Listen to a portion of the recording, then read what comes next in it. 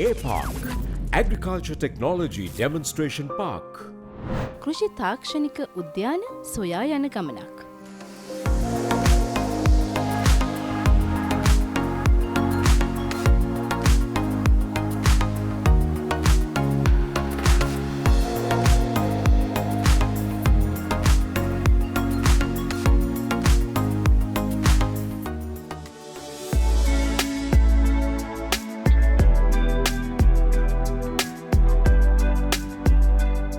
අඩි 4500කට වඩා උස් බිම්වල පස ආරක්ෂා කර ගනිමින් සිදු කරන බීජ අර්ථාපල් නිෂ්පාදන වැඩසටහනට කෘෂි අංශ නවීකරණ ව්‍යාපෘතිය ලබා දී ඇත්තේ නව ජීවයක්.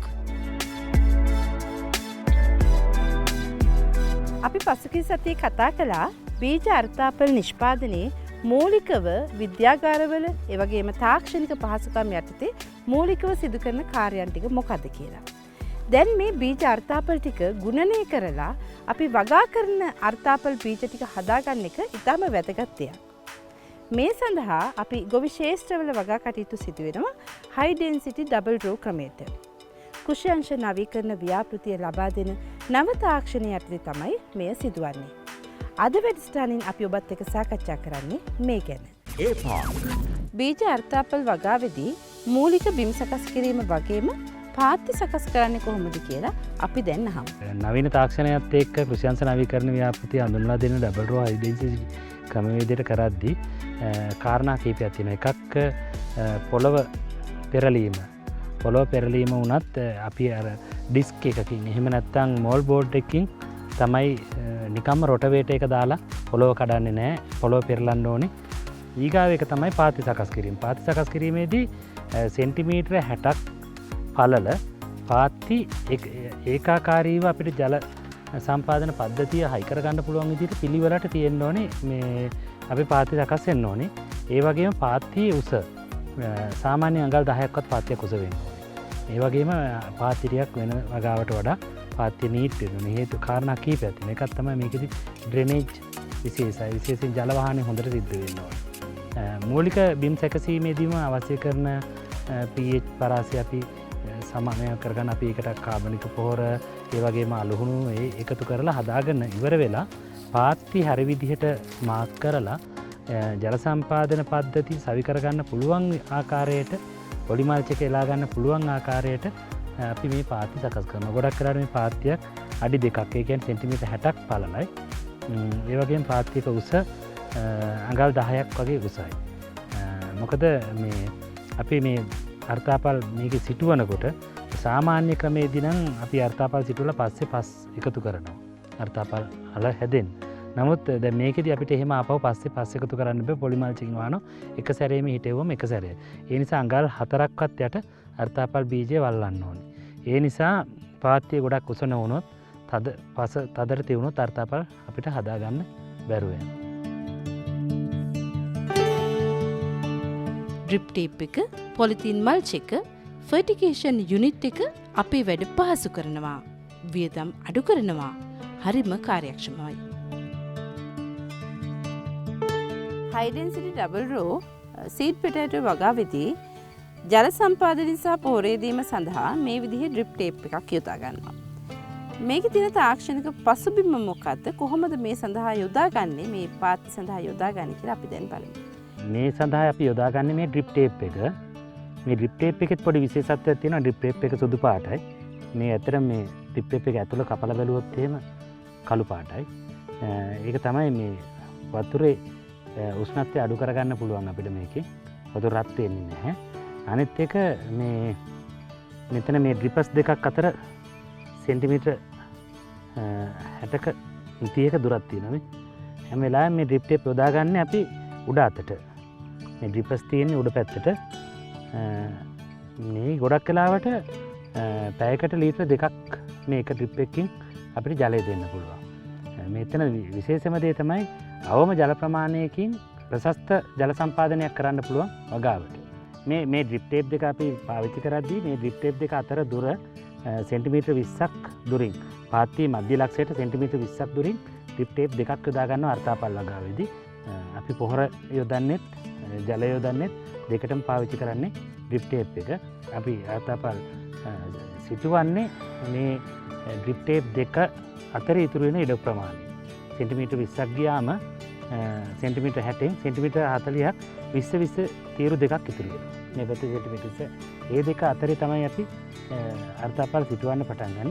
ඒ ඕන විදියට තමයි මේ බෙඩ් එක අපි හදාගෙන තියෙන්නේ. එතකොට ගොඩක් වෙලාවට මේක අපි මේ පොලි මල්ච් එක යූස් කරනවා. මේ පොලි මල්ච් එක සාමාන්‍ය පොලි මල්ච් එකකට වඩා වෙනස්. විශේෂයෙන් අර්ථාපල් පොළොව පස තුල හැදෙන දෙයක්. අර්ථාපල් අල වලට ආලෝකය ගියොත් අපිට ඒ අර්ථාපල් අල කොළ පාට වෙනවා වගේම අර්ථාපල් හැදෙන එක අස්සන්න අඩු වෙනවා. ඒ නිසා ආලෝකය නැති වෙනවා. ඒ නිසා මේ පොලි මල්ච් එක ඇත්තටම සාමාන්‍ය ඒ වගේදී ගන්නවා වගේ ගේජ් එකක් නෙවෙයි. මයික්‍රෝන 70ක් වෙන පොලි මල්ච් එකක් තමයි මේකට අපි යූස් කරන්නේ. මේක ටිකක් ඝනකමින් යුක්තයි. ඒ වගේම පොලි මල්ච් එක ඇතුළ කළු පාටයි. උඩ පැත්ත ගත්තොත් එහෙම මේ අලු පාටට හුරු සුදු වර්ණයක් තියෙන. මේ තුළ තියෙන ගොඩක් දේවල් එකක් ලැබෙන ආලෝකය පරාවර්තනය කරනවා. ඒ නිසා ඇතුළට ලොකු හීට් එකක් දෙන්නේ නැහැ. ඊගාව මේ මල්ච් එක හොඳට ඝනකම නිසා කොහොමත් තනකොළ පැලවෙන්නෙම නැහැ. මල්ච් එක තියෙන නිසා ජලය වාෂ්පීකරණය වෙන්නේ නැහැ. ඒ වගේම මල්ච් එක ඝනකම නිසා මේ ආලෝකය පස තුළට නැවත මේ හරහා ගමන් කරන්නෙම නැහැ. කෘෂි තාක්ෂණික උද්‍යාන සොයා යන ගමනක්. මේ උපකරණය හදලා ඒ ගොවීන් හදාගෙන තියෙනවා. සෙන්ටිමීටර් 30න් 30ට මේ ඇන ගහපු පෝරුවක් වගේ එකක්. ඇත්තටම මේක හරිම ලේසි. අපිට නිශ්චිත රේඛාව තුළ ඉඳ ගන්නත් පුළුවන්. මේ බලන්න මේකේ මේ එක පැත්තක ඉඩ ඉතුරු කරලා තියෙනවා. මොකද මේ පටන් ගන්න තැන සෙන්ටිමීටර් 15ක් තියලා තමයි මේ මෙතන සෙන්ටිමීටර් 15ක් තියලා තමයි අපි මේ කෙළවරේ සිදුර එන්න ඕනේ. මේ කෙළවරේ ඉඳන් සිදුර එන්න ඕනේ සෙන්ටිමීටර් 15ක් තියලා. ඒ නිසා මේ ඉතුරු කරලා තියෙනවා. ඊට පස්සේ අනිත් පැත්තට යනකොට ආපහු අනිත් පැත්ත හරවලා මේ පැත්තට අපිට මේකෙන් මාක් කරගන්න පුළුවන්. මේ යන ටිකෙන් වේගයෙන් මාක් කරගෙන යන්න පුළුවන් කිසි කරදරයක් නැතුව. ඊට පස්සේ මේ උපකරණය අපිට පාවිච්චි කරන්න පුළුවන්. මේ හරි සරලයි. මේ පොඩි ස්ලෝම් බටයකින් මේ පැත්තේ පොඩි සිදුරක් ඉදලා එකට චොත් දාලා මේක හරි පහසුයි. දැන් මේ සිදුර තියෙනවා. මේ මෙහෙම අපිට තියලා මේකෙදි ගැඹුරෙන් පස් ගන්න ඕනේ. ඒ නිසා මේ උපකරණයෙන් අපිට මේ පස් ටිකක් ගන්න පුළුවන්. එක සැරේම මේ උපකරණයට පස් ටික එනවා. ඊට පස්සේ අපිට මේ පස් ටික පැත්තක තියාගත්තා ඇති. අපි අර්ථාපල් ඉන්දනා නම් මේ තුලට අපි අර්ථාපල් තියලා ආපහු මේ පස් ටික දාලා වහන්න පුළුවන්. සෙන්ටිමීටර් 30 පරතරය උන්ට ලබා ගන්න පුළුවන්. අල ගැඹුරෙන් අවශ්‍ය සිටුවේ යුතු ගැඹුර ලබා ගන්නට පුළුවන්. ඒ වගේම බීජ සිටුවන ගමන් පස් වලින් ආවරණය කිරීමත් කර ගන්නට පුළුවන්. G0, G1, G2, G3 ලෙස අර්ථාපල් බීජාල ගුණනය කිරීම විද්‍යානුකූල පසුබිමක දැන් සිදුවෙනවා.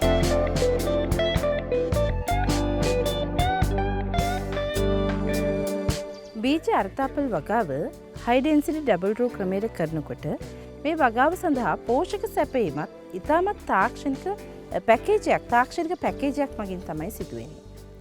මෙහිදී යොදා ගන්නා තාක්ෂණික කාරණා මොනවද? මොන විදිහටද පොහොර සහ ජල සම්පාදනය කරන්න කියලා අපි දැන් දැනගමු. නව ක්‍රමයට වගා කරද්දී පස් පරීක්ෂා කරලා පාංශු පෝෂක සංඝටක අනුපාත ගැන අධ්‍යයනයක් කරලා ඒ වාර්තාවට අනුව තමයි අපි ඒ කලාපයට පොහොර ගන්න.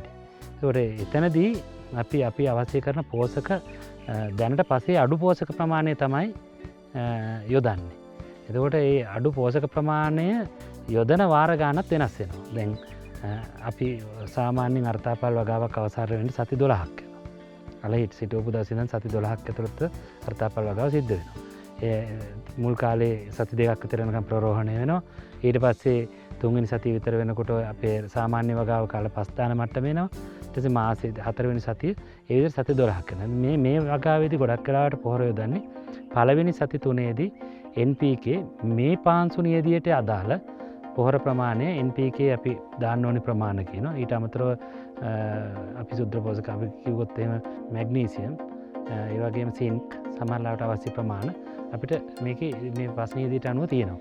ඒ නියදියට අනුව තියෙන ප්‍රමාණ අපි ගොවි මහත්තයා දැනුවත් කරලා තියෙනවා. මේ පළවෙනි සති 3 මේ පෝෂක තමයි යන්නේ. දෙවෙනි සති 3 පෝෂක ප්‍රමාණය තව ටිකක් වැඩි වෙනවා. මේ ප්‍රමාණය යන්නේ කියලා. තුන්වෙනි සතිය වෙනකොට දෙවැනි සති තුනත් ඉවර වුණාම එනවා 1 2 3 සති 3යි 3 4 5 6 ගියාම 7 8 9 සති 3ක් යනවා. ඒ 7 8 9 සති 3ේදී පෝෂක තව අඩු වෙනවා. ඊට පස්සේ අවසාන 10 11 12 සතිවලදී තව පෝෂක ප්‍රමාණය අඩු වෙනවා. ඒ විදිහට සතියකට දෙවතාවක් පොහොර යොදනවා. පූර්ණ පාංශු පරීක්ෂාවකින් පසු අර්ථාපල් භූගේ පොහොර අවශ්‍යතාවය අනුව පමණක් ෆර්ටිගේෂන් යුනිට් එක හරහා ලබා දීම නිසා පොහොර භාවිතය කාර්යක්ෂමව පිරිමැසුම්දායකව මෙන්ම පරිසර හිතකාමී ක්‍රමයක් ලෙසත් අපිට හඳුන්වා දිය හැකියි. එතකොට මේ එක සතියකට දෙවතාවක් බැගින් තමයි පොහොර යෙදීම නිර්දේශ වෙලා තියෙන්නේ. පොහොර ප්‍රමාණ ක්‍රමයෙන් අඩු වෙනවා යොදන ඉතාමත් ක්‍රමානුකූලව මේ පොහොර යෙදීම සිදු වෙනවා. දැන් අපිට පුළුවන් මේ පස යථා තත්ත්වයට ගේන්න. පසට අනවශ්‍ය පොහොර වැඩි වුණාම එන හානිය අපිට වෙන වගාවල් වලට යන්න බෑ. පස විස වෙනවා. ඒ හානිය අවම කරගන්නත් පුළුවන්. ගහට ඕනි කාලෙදී ඕන වයසේදී ඕන පොහොර ප්‍රමාණය ඕන ප්‍රමාණයෙන් තමයි මේ අපි මේ ජල පෝෂක එක සැරේ කළමනාකරණය කරන ක්‍රමවේදයෙන් අපිට කරන්න පුළුවන්. NPK භාවිතා කරනකොට යූරියා සහ MOP දෙක දිය කරලා අපි වගාවට යොදනවා. ඊට අමතරව සති දෙකකට වතාවක් අවශ්‍ය ප්‍රමාණයට තමයි පොස්පොරික් ඇසිඩ් පාවිච්චි කරන්න පොස්පරස් අවශ්‍යතාවයට. ඒක විශේෂයෙන් අපේ ඩ්‍රිපස් බ්ලොක් වෙනවා සමහරවිට. ඩිපස් බ්ලොක් වෙනවා මේ අපි යවන පෝෂක හෝ ජලයේ තියෙන වෙනත් දේවල් මත වෙන්න පුළුවන් එක. ගොඩක් කරාට අපි මිලිලීටර් 160ක් පාවිච්චි කරන්න කියනවා පොස්පොරික් ඇසිඩ් සති දෙකකට වතාවක්. ඒ අවස්ථාවේදී ඒ ඇසිඩ් එකත් එක්ක අර බ්ලොක් වෙලා තියෙන සිදුරු ආපහු යථා තත්ත්වයට පත් වෙනවා.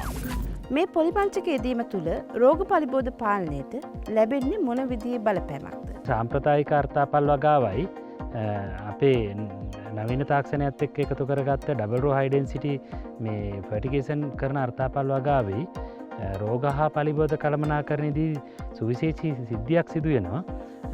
හැම වෙලාවෙම මේ අර්ථාපල් වගාව කරන අපේ පාත්තිය, ඒ කියන්නේ බෙඩ් එක පොලිතීන් එකකින් කවර් වෙලා තියෙන්නේ. අනිත් එක මේ පොලිතීන් එකෙන් කවර් කරලා අලගෙඩිය තිබ්බට පස්සේ අල පැලවෙනවා. එතනින් එහා පස් එක්ක ගන්න දෙනවා තියෙන්නේ මුල් විතරයි. දැන් වායව කොටස් කඳ පත්‍ර ඒ වගේ දේවල් වලට මේ ඇත්තටම පස් අංශු ආය නැවත ගැටෙන්නේ නැහැ. ගොඩක් වෙලාවට දිලීර රෝග පාලනයේදී සහ බැක්ටීරියා රෝගවලදී පසත් එක්ක තමයි මේ ගණදිනුව තියෙන්නේ. පසේ දිලීර රෝග තියෙනවා සාමාන්‍යයෙන්. එයාලා බීජාණු හදාගෙන පස තුළ ජීවත් වෙන්නේ. දැන් අපි මෙතනදී ගත්තත් මේ සාමාන්‍ය සාම්ප්‍රදායික වගාවේදී අර්ථාපල් පැල තියලා අල තියලා ඉවරලා අපි පොළොව වැහුවට පස්සේ පැල වුණාම ආපහු එක වතාවක් පස් පුරුල් කරනවා, දෙවෙනි වතාව පස් ගොඩ කරනවා, පොහොර දානවා. ඒ කාරණාවලදී දණ්ඩේ පත්‍රවල පස් අංශු ගෑවෙනවා. ඒ ගෑවෙන නිසා තමයි පස්වල තියෙන රෝග බීජ වලට ලෙහෙසියෙන් මේ සාකයට ඇතුල් වෙන්න පුළුවන් වෙන්නේ. ඒ වෙනස මේ වගාව තුළ මනාවට පැහැදිලි. පොලිතීන් මල්චක නිසා අර්ථාපල් ශාකය පස සමග ඍජුව නොගැටී රෝග පලිබෝධවලින් ආරක්ෂාකාරී වීම පිළිබඳව දැන් අපි තේරුම් ගත යුතුයි. නිසි කලට අසුරු නෙලන මේ බීජ අර්ථාපල් අපේ රටේ අර්ථාපල් වගාවේ නියැලෙන අපේ ගොවින්ගේ බීජ අවශ්‍යතාවය සපුරා ගැනීම සඳහායි. කුෂි නව්‍යකරණ ව්‍යාපෘතිය. ඒ කියන්නේ ගුණාත්මක බීජ අර්ථාපල් නිෂ්පාදන වැඩසටහන යටතේ ගෝවීන්ට කුෂිකර්ම දෙපාර්තමේන්තුවෙන් අපි බීජ අර්ථාපල් සපයනවා. ඒ බීජ අර්ථාපල් ගොවීන් විසින් වගා කරලා ඒගොල්ලන්ට අවශ්‍ය කන්නේට වගා කරගන්න తాවකාලිකව මේ සීතාගාර පහසුකම් අපි ගොවීන්ට ලබා දෙනවා. මේ ලබා දීලා මේ ගොවීන් ලබාගත් බීජ සීතාගාරවල ගබඩා කරලා තියලා ඒගොල්ලන්ට අවශ්‍ය කන්නේදී වගා කරගන්න තවත් ගොවීන්ට සපයා දීම තමයි අපි කුෂිකර්ම දෙපාර්තමේන්තුව විදිහට ඒගොල්ලන්ට සේවයක් සපයන්නේ.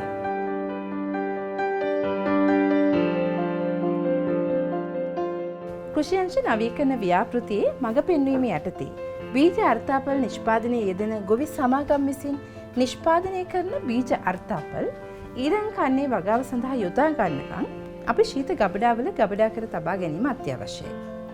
මෙහිදී මේ කාර්යය සිදු කරන්නේ කෘෂිකර්ම දෙපාර්තමේන්තුවේ සීතයිරිය රජයේ ගොවිපලේ තියෙන මේ ශීත ගබඩාවල. නොදුරු දිනකදී මේක රහංගල බීජ ගොවිපල තුළ නිෂ්පාදනය කරන බීජ අර්ථාපල් ගබඩා කිරීම සඳහා ශීත ගබඩාවක් ඉදි කරනවා කෘෂි අංශ නවීකරණ ව්‍යාපෘතියේ මඟ පෙන්වීම සහ දායකත්වය ඇතිව. ඒ තුළින් අපි බලාපොරොත්තු වෙනවා රටේ ඉදිරි බීජ අර්ථාපල් නිෂ්පාදනයේ යෙදෙන ගොවීන්ට ඔවුන්ගේ ශීත ගබඩා පහසුකම් ලබා දීලා රටේ නිෂ්පාදනයට ඔවුන්ගේ දායකත්වය උපරිමයෙන් ලබා ගන්න.